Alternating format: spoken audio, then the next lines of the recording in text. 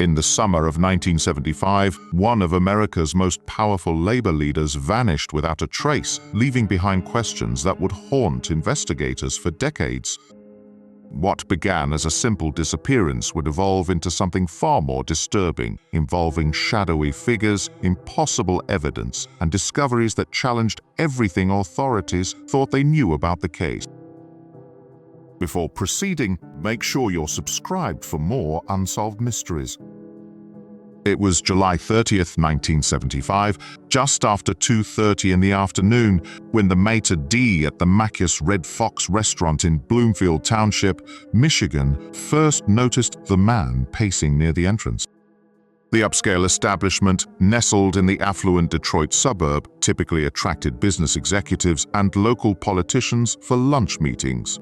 The man waiting outside was James Riddle Hoffa, former president of the International Brotherhood of Teamsters, one of the most powerful and controversial figures in American labor history. Hoffa had driven himself to the restaurant in his dark green Pontiac Grand Ville, expecting to meet with Anthony Giacalone, a Detroit crime figure, and Anthony Provenzano, a Teamster official from New Jersey with alleged mob connections.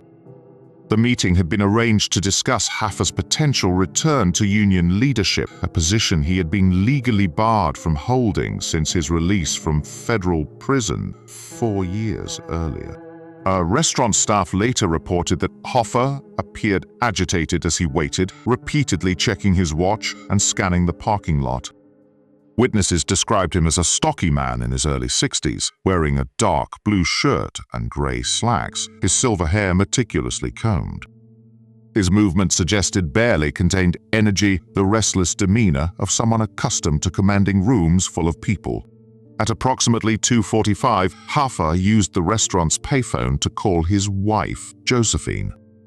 The conversation lasted less than 2 minutes.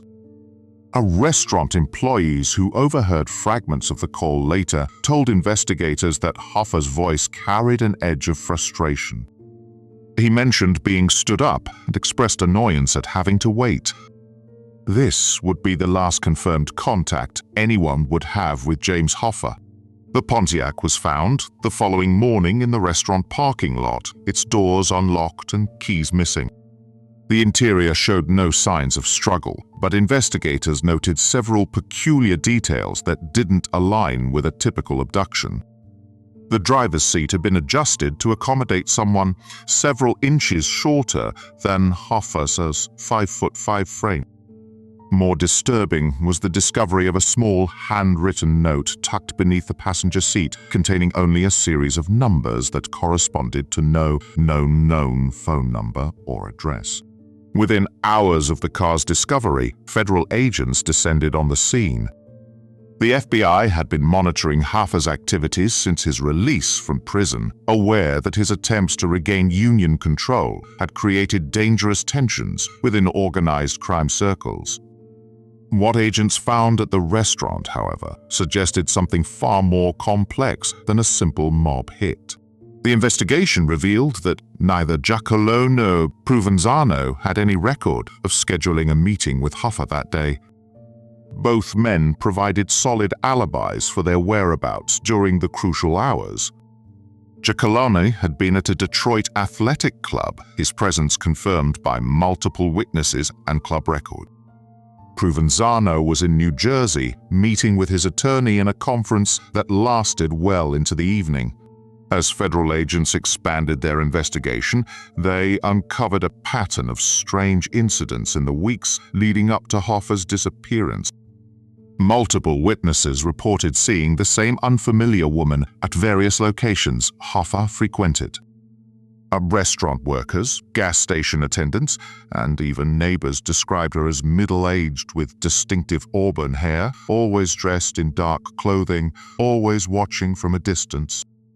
She never spoke to anyone, never appeared to take notes, but her presence had become noticeable enough that several people mentioned her to investigators. The woman's behavior followed a disturbing pattern.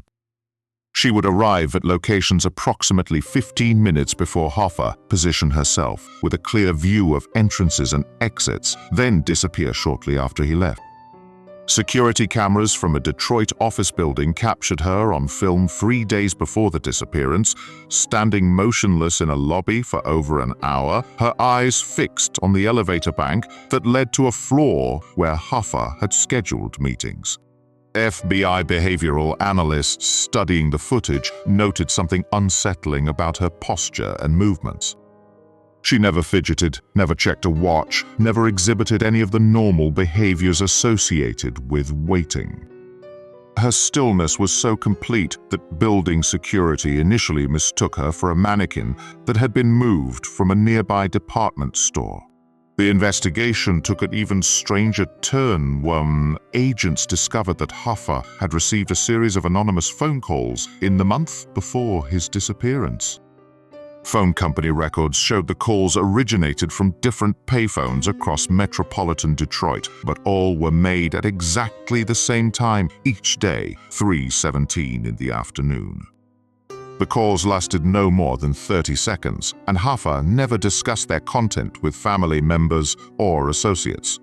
His wife later told investigators that these calls clearly disturbed her husband.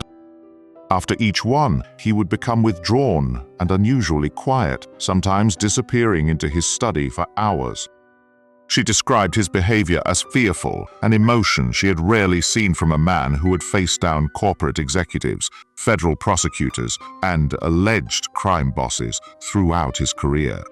The most chilling discovery came when agents examined Hoffa's personal calendar. In his own handwriting, they found entries that made no sense in the context of his known activities. 3 separate dates in July showed appointments with someone identified only as the archivist, scheduled at locations that didn't exist. The addresses led to empty lots, abandoned buildings, and in one case, a stretch of highway where no structures had ever been built. Federal agents, attempting to trace these mysterious appointments, discovered that someone had been systematically creating false paper trails. Rental agreements for non-existent office spaces, utility connections for buildings that had been demolished years earlier, even phone line installations for addresses that were nothing more than vacant land. The documentation was professionally prepared and bore all the hallmarks of legitimate business transactions, yet every single address was a phantom location. The scope of this deception suggested resources and planning that extended far beyond typical organized crime operations. Someone had spent considerable time and money creating an elaborate fiction designed to lure Hoffa to specific locations. The precision and attention to detail implied either government involvement or an organization with access to sophisticated intelligence capabilities. As the investigation deepened, agents uncovered evidence that other prominent labor leaders had received similar mysterious contacts in the months surrounding Hoffa's disappearance.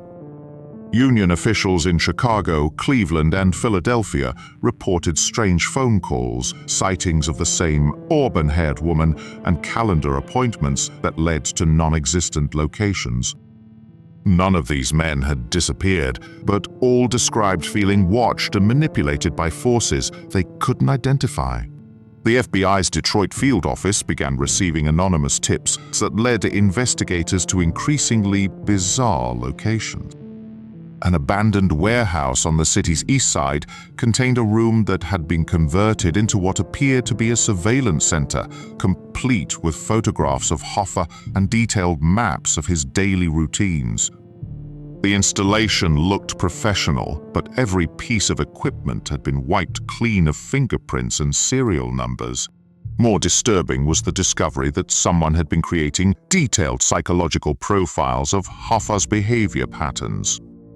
The documents, found scattered throughout the warehouse, demonstrated an intimate knowledge of his fears, motivations, and decision-making processes. The analysis was so thorough that it included predictions about how he would respond to specific types of pressure or manipulation. The profiles contained information that should have been impossible for outsiders to obtain. Private conversations with family members, personal medical information, even childhood memories that Hoffa had shared with no one except his closest relatives. The depth of surveillance implied either extensive electronic monitoring or the presence of informants within his most trusted inner circle. Federal agents investigating the warehouse made one final discovery that would haunt the case for decades. Hidden beneath floorboards in the building's basement, they found a collection of personal items that had belonged to Hoffa, including a watch he had been wearing on the day of his disappearance. The items were arranged in a precise pattern that served no apparent purpose, yet clearly held significance for whoever had placed them there. Most unsettling was the condition of these objects. Despite being buried for months, they showed no signs of aging or deterioration. The watch was still running, keeping perfect time, though its battery should have died weeks earlier. Hoffa's reading glasses were spotless, free from dust or scratches, as if they had been carefully maintained by someone who visited the location regularly. Laboratory analysis of the items revealed traces of an unknown chemical compound that didn't match any substance in federal databases. The compound appeared to be some form of preservative, but its molecular structure was unlike anything forensic scientists had encountered. Samples sent to specialized laboratories at major universities yielded no additional information about its origin or purpose. The investigation officially remained active, but federal resources were gradually shifted to other priorities. The case file grew to encompass thousands of pages of witness statements, forensic reports, and investigative leads that led nowhere. Yet buried within this mountain of documentation were details that painted a picture of something far more complex than a simple, organized crime execution. What do you think happened to the woman with auburn hair who seemed to be watching Hoffa's every move in those final weeks? Subscribe to explore more cases where the official story is just the beginning.